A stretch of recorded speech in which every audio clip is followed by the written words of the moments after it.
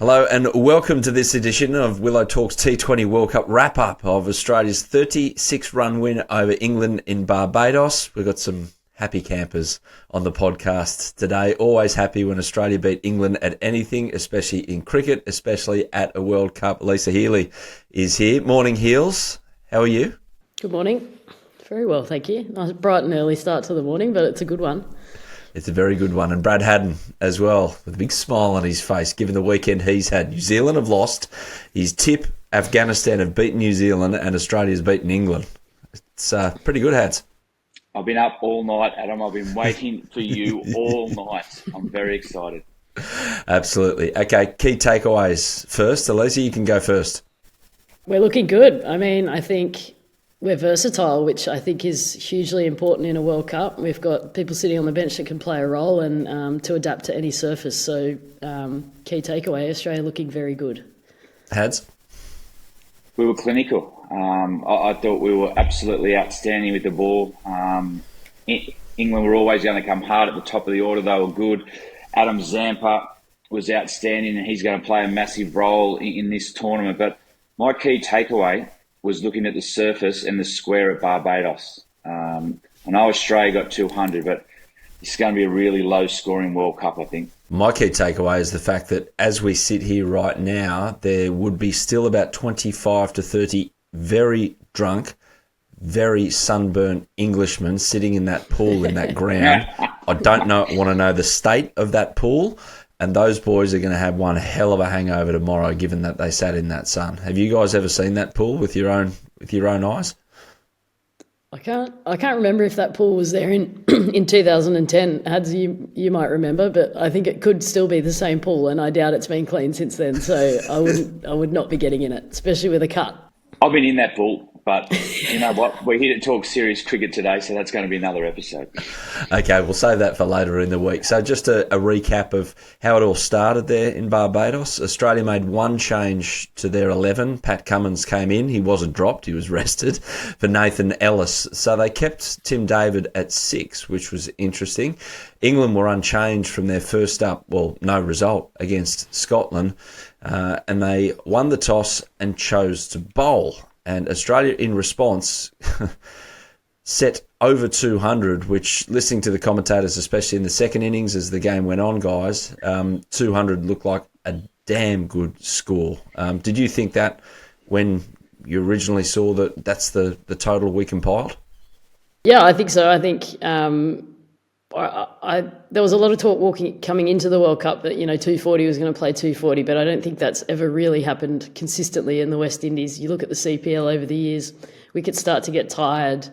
The squares are looking tired. Had's already mentioned that. So 200 I thought was an exceptional score, and it was probably all about how England were going to start with the bat and how we could limit the damage in that first power play, knowing that as soon as you could spread the field, wickets were going to come the more that they needed to up the run rate. So I thought, whilst they come out hard with the bat early, England, I think, the bowlers did an outstanding job. But I thought, first up, I thought our batters did an amazing job to get a score like that on a surface like that. Yeah, I think England got their tactics wrong a bit at the start. I know they went with Mo and Ali for the first over with 2 left-handers, a dry surface. But the big momentum change, and you're looking for little momentum changes in 2020 to put in front of the game, was to bowl Jacks in that second over. The spinner had done his job. He'd kept Travis Head tight for his first over, and all of a sudden pressure was relieved and they took Jacks on, hit 3 or 4 6, and all of a sudden momentum was with us. And I think there's a lot of talk about their pace bowling. Archer coming back and he bowled with good pace, Wood the same, but I don't think they bowled as smart as our bowlers. They didn't use their change up. They didn't use the long side of the ground as well as we did. So, I thought after that Jacks over, we put the pressure on their bowlers and England bowlers didn't come up. Yeah, it looked like tactically Australia, and England would have done the same. They just didn't execute. But Australia targeted the short boundary with the wind, less than 60 metres to clear. Mitch Marsh took out a solar panel as well. Pat Cummins having words about that on top of one of the grandstands there. But you talk of Will Jacks, he didn't bowl another over. He's none for 22 off one. Yeah, exactly. But the thing is about the Australian innings, guys, that Alyssa said that they kept the momentum up. You see it in the middle overs after the power play sometimes. It really dried up for England. But Australia with Marsh and Maxwell were able to keep things ticking over, which is not always that easy, I'd imagine. Yeah, it's not, and especially when the surface is a little bit tricky, there is a little bit of inconsistent bounce. I think somebody like Glenn Maxwell's innings, you might look at the scorecard at the end when you wake up today and go, oh, he's gone to run a ball, but sometimes that momentum right throughout the innings is actually really important. Keep the scoreboard ticking over. Sometimes he made it the other end, might be seeing the ball a little bit better than you and was clearing the boundary. So it's all about partnerships in a situation like that, and I thought that momentum was really crucial to posting a really competitive total.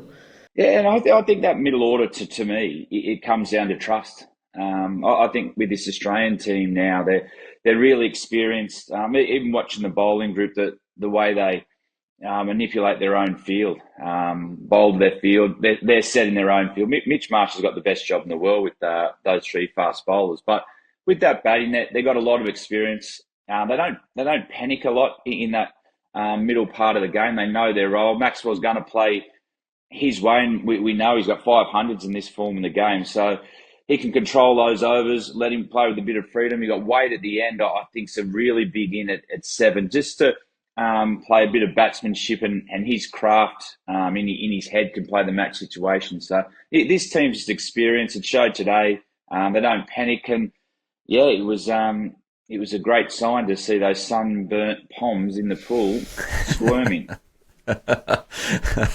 Squirming tomorrow, as mentioned. But no one really set the world alight with their numbers with the bat. Warner 39, Marsh 35, Travis Head 34, Maxwell 28, Stoinis 30. But it was everyone contributing again, and Timmy David with 11, and then Matthew Wade at the end there with 17. But Marsh and Maxwell 65 in 8 overs, as mentioned, ticking it over, and did it fluster England? Because Josh Butler got warned at the in the 13th over for not having his team ready in the 60 seconds. I think they were slow overall on their over rate as well, Heels. Can that happen when a team's just pushing you around like that? Yep, and it's funny when you've got the momentum like that, and that is quite literally with a few partnerships, you're scrambling, you're thinking about how you're going to get a wicket, who's going to bowl the next over, who's going to get that breakthrough for you, what field you need to set to do that. So it can actually scramble you a little bit as a skipper, because you know what's about to unfold. I mean, when we've got wickets in the shed, you know that there could be a really big back end. So through that middle period is actually really crucial, and Hads just spoke about it then, just working together and trusting your partner at the other end to set you up nicely. So yeah, they look under the pump. I mean, I think that rain-affected game against Scotland for them, obviously on the table-wise, put them under the pump, and they knew that this was going to be a really big fixture, and knowing that Australia was set and poised, probably piled on top of that. So it'll be really interesting to see how they play the rest of the group matches. But in saying that, they're a really good side, and they're a really good white ball team, very dynamic. So they're just going to have to bounce back and back their ability. They in strife, Hads? Yep, I think they are. I think they really are in strife. And where I look at that as well, we talk about Australia's batting, where they keep working the strike. They work well between the wickets, and no one got a big score, but they kept the scoreboard moving. You look when Bairstow came into bat, all of a sudden he stopped the scoreboard from moving, and it was only, I think, 6 or 7 off 13 balls, but that just allows Australia to get a little bit momentum. And at the back end of the game, I think it was about 21 or 27 balls where they hadn't hit a boundary. And them little moments there are the difference, and that's where Australia did well. No, there's no big total, but they just worked the strike, and that's where England, with all their power, they lacked a bit of craft in that middle. Yeah, well, I was just thinking that before. Like, more often than not, when Australia wins World Cups, it's not that somebody's gone out there and made 800 runs for the tournament. It's that everyone's contributing at the right time, and that's exactly what the batting innings showed today. I think the bowling innings as well showed the same thing. Everyone came on, did their job. Bairstow basically and Ali let Glenn Maxwell come into the game with the ball. They obviously threw the ball to a 6 bowler, didn't necessarily need to, but brought Glenn Maxwell into the game. He settled in, bowled 2 really, really good overs, got hit a little bit. But was settled into the game, and all of a sudden they're under the pump. So yeah, keeping that scoreboard moving, especially in those conditions, really important. But the interesting thing there, with the way that wicket worked, and you only have to look at the surface of the whole square. When you get a start like that, maybe they need to, obviously you got Jacks at 3, but you bring your hitters up, you bring your power players up the order, like Liam Livingston and guys to keep the momentum going. Because you need guys that can muscle the ball there and leave Ali and that to the back end of the game. But who cares? They lost. Well, we'll talk a bit more in depth about Australia's response with the ball, and in particular Adam Zampa as well, who ended up being man of the match. But before we get to a short little spell, just on Matthew Wade, things happen when Matthew Wade is around the stumps with the bat or with the gloves, and it happens in Australia's innings as well. So he pulled away when the stadium music started to blare about a second before he was about to face Rashid. So he pulls away, and the umpire says, "No, that's not a dot ball. It's that's not a dead ball. It's a dot ball because you played it." But he was like miles away from his leg stump. So he's blown up about that. And then he's reviewed one in the next over that's come off his arm, fair enough. But as he's walked out, Josh Butler's just chucked the pill at the stumps and done a bairstow on him. Why do things like this happen to people like Matthew Wade? Heels?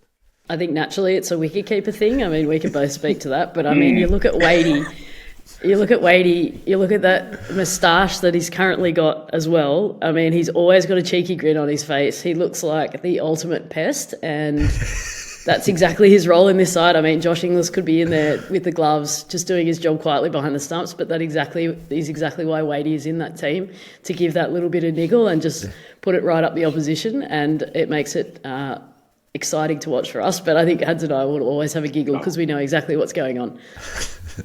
I'll never be more proud of someone. Mate, he's a great competitor, Matty Wade.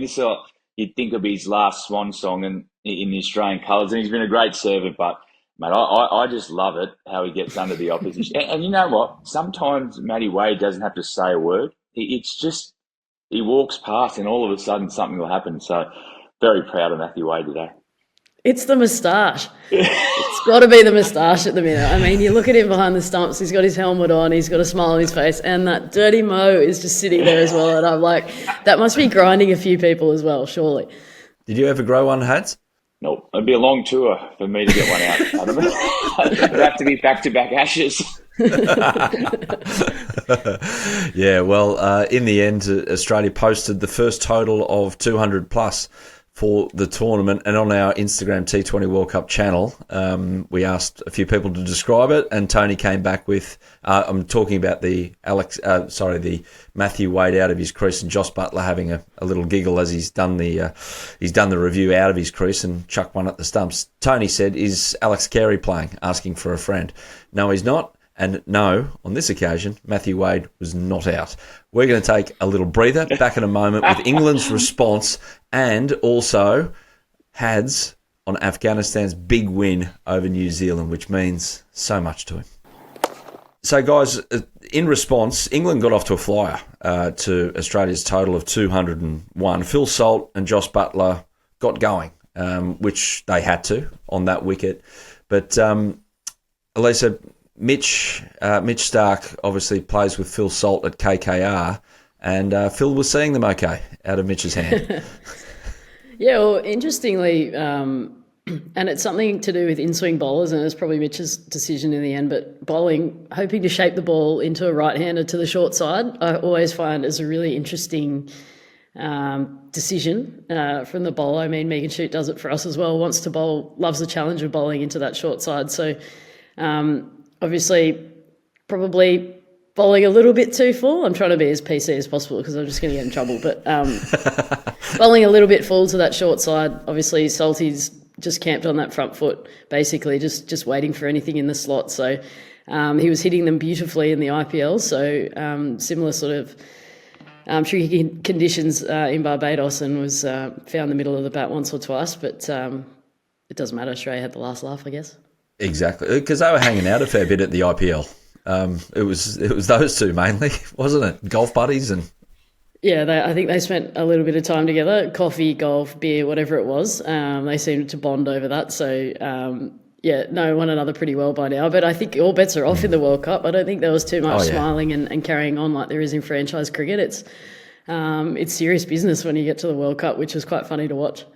Absolutely. So 7 overs in, England humming along at none for 73, but Mitch Marsh chucks the ball to Adam Zampa, and we saw it in the Afghanistan match with a couple of their bowlers, including Rashid Khan, comes on, makes a difference straight away on the button with their first ball, and that was the case with Zamps.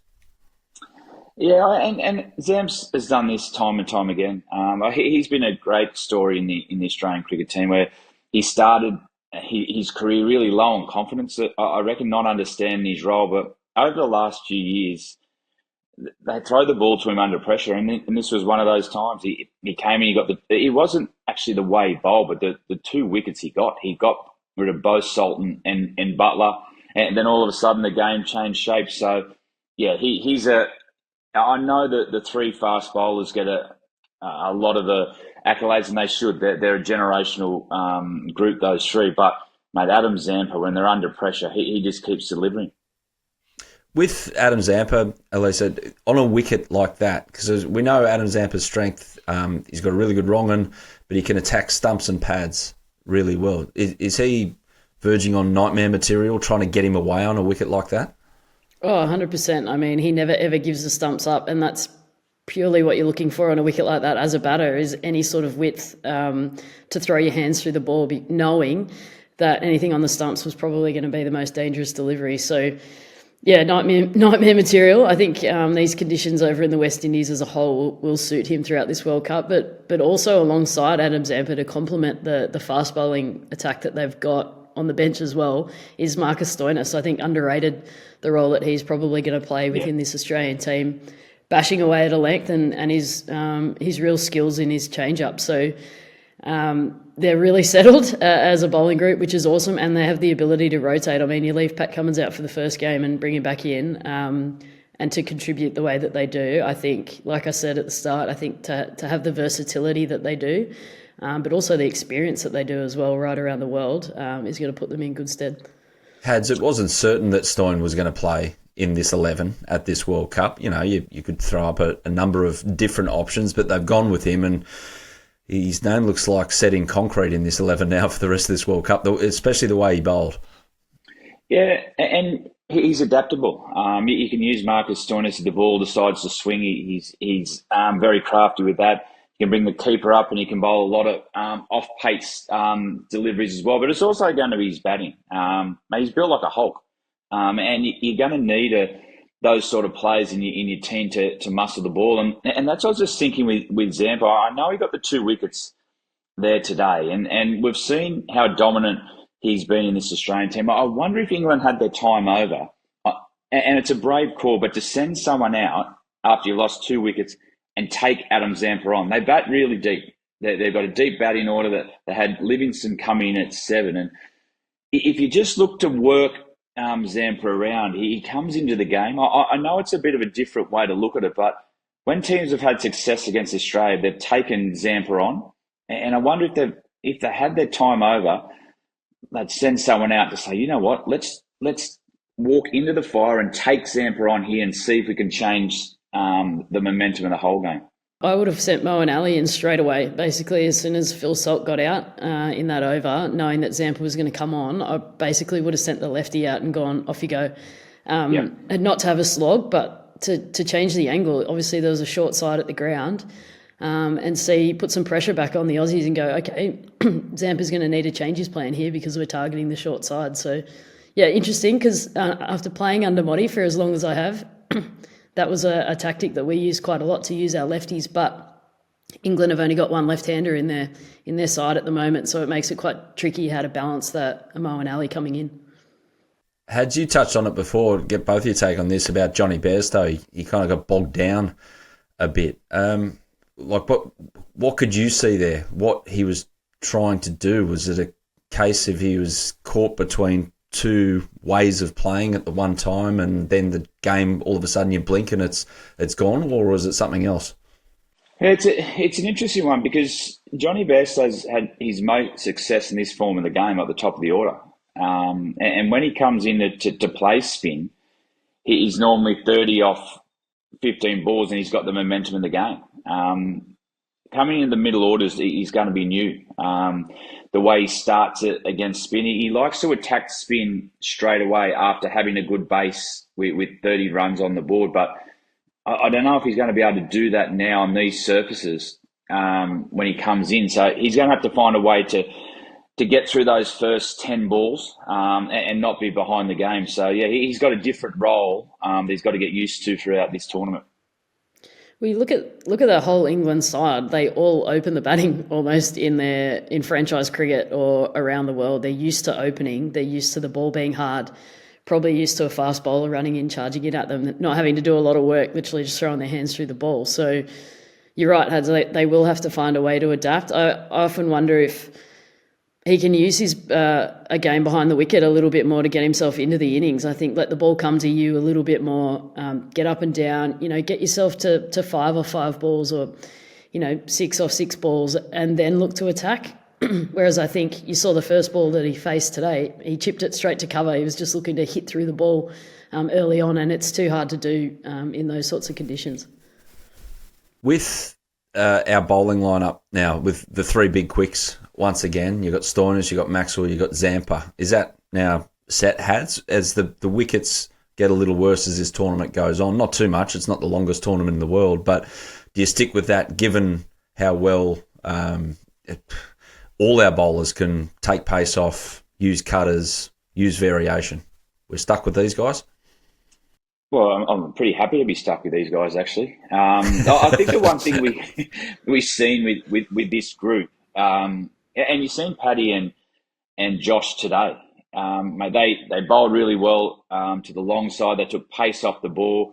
Even at the front the game, yes, England started well. And you're talking a bit about Mitch going full to swing. I'm comfortable with that because there's going to be a game where that goes through and all of a sudden they're 2 for 10. So what I'm trying to say with this group, they just adapt so well. The other big player that could, I think, make a difference is Nathan Ellis as the tournament goes on, because he's a real point of difference with this attack. You can set sort of spin-like fields with your third man and fine leg up.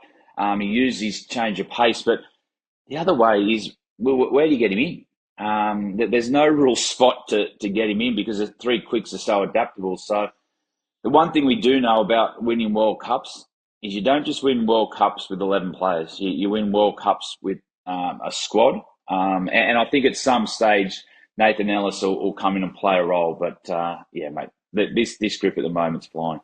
Well, I reckon you look at the schedule upcoming, the boys they've had their break now almost. They've had a bit of a break between games, whereas now it's get on the plane, play, get on the plane, play. So it wouldn't surprise me, not that any of them will want to, but it wouldn't surprise me if there is a little bit of change, like in the last couple of group matches.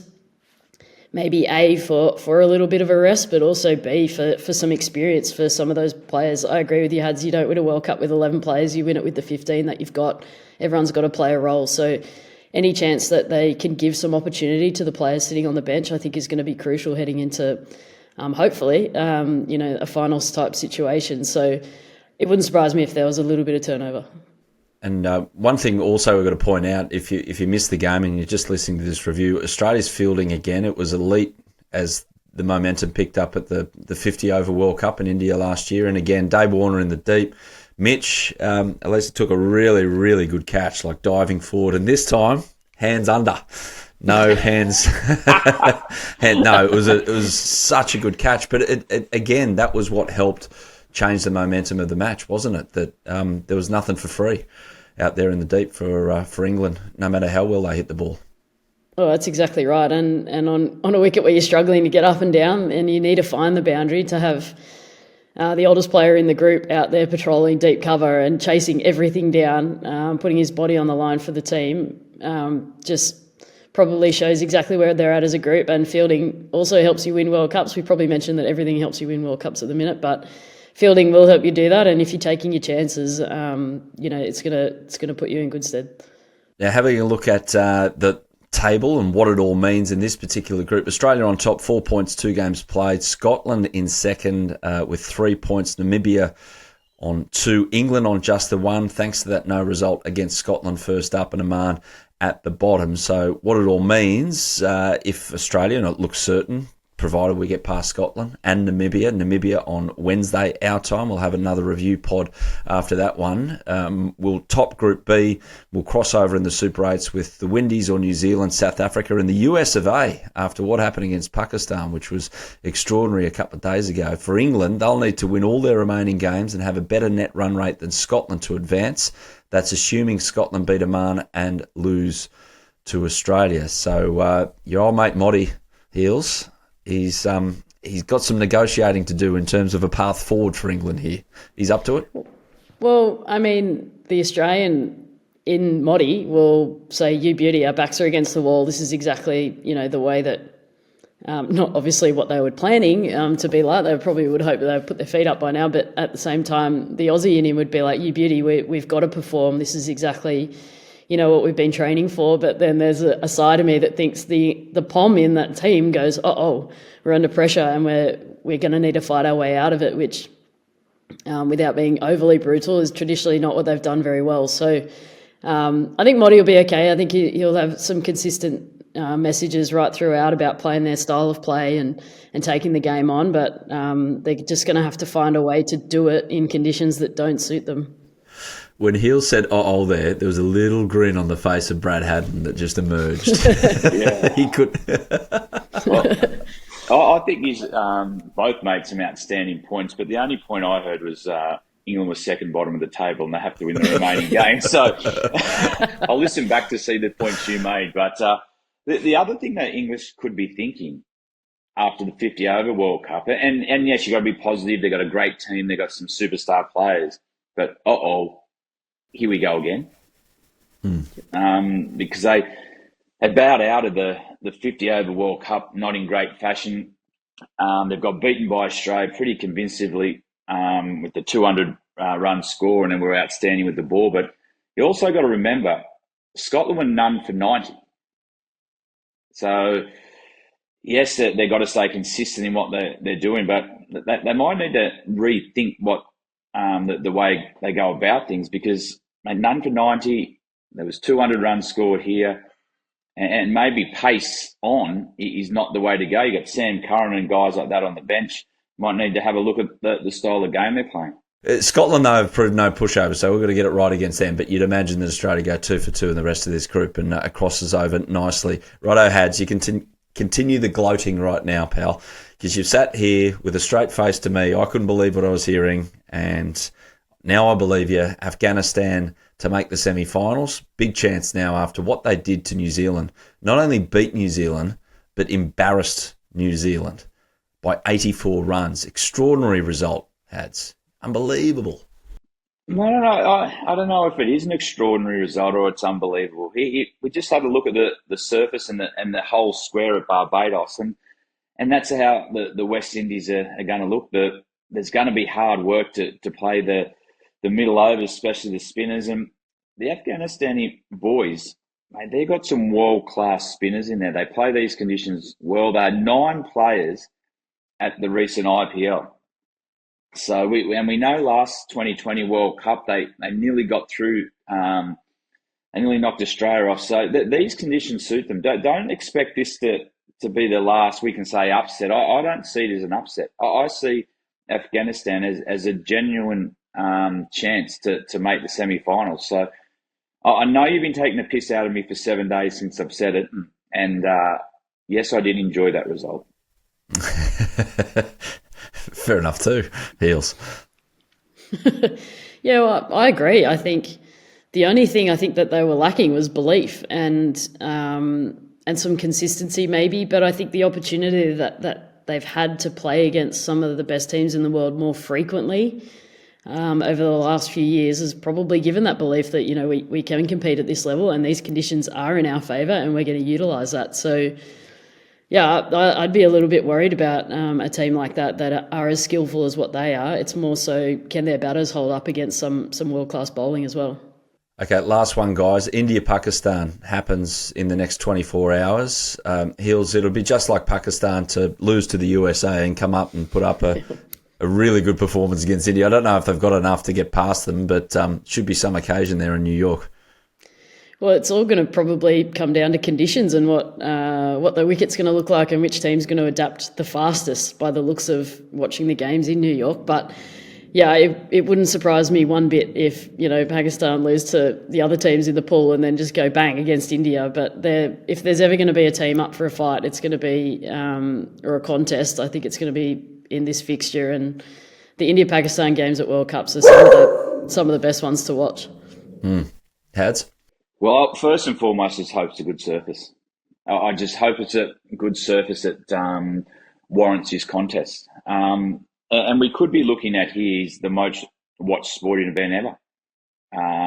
It's in New York. We know the rivalry these two have. So, yeah, and Pakistan are a hard team to plan for. You only have to look at the last game. They could come out now, and you talk about rocks and diamonds, that they could play the perfect 2020 game. So it's going to be a great contest. It's going to be watched worldwide. And you know what? I think India will win. I think their class will get over Pakistan, but I don't say that with any great confidence.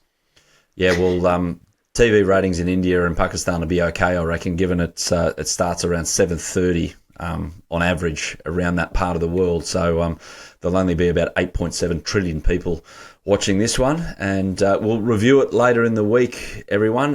Hills, thank you. Have a great Sunday. Thank you for that. Thank you. Nice to chat. And Hads, you will have a great Sunday. I know you will. I've got a smile. And it's great to see you two together. It's great to have the band back together. Hill's given a bit of common sense, and we just fit in where we can. Exactly. And we'll do it all again later in the week when we review the Namibia match, T20 World Cup, Australia. Big win over England. Join us next Wednesday. Yeah, thanks for watching the Willow Talk podcast on YouTube. Don't forget to hit the subscribe button so you don't have to miss an episode wherever you are. And while you're at it, check out these videos up here. They're mostly good.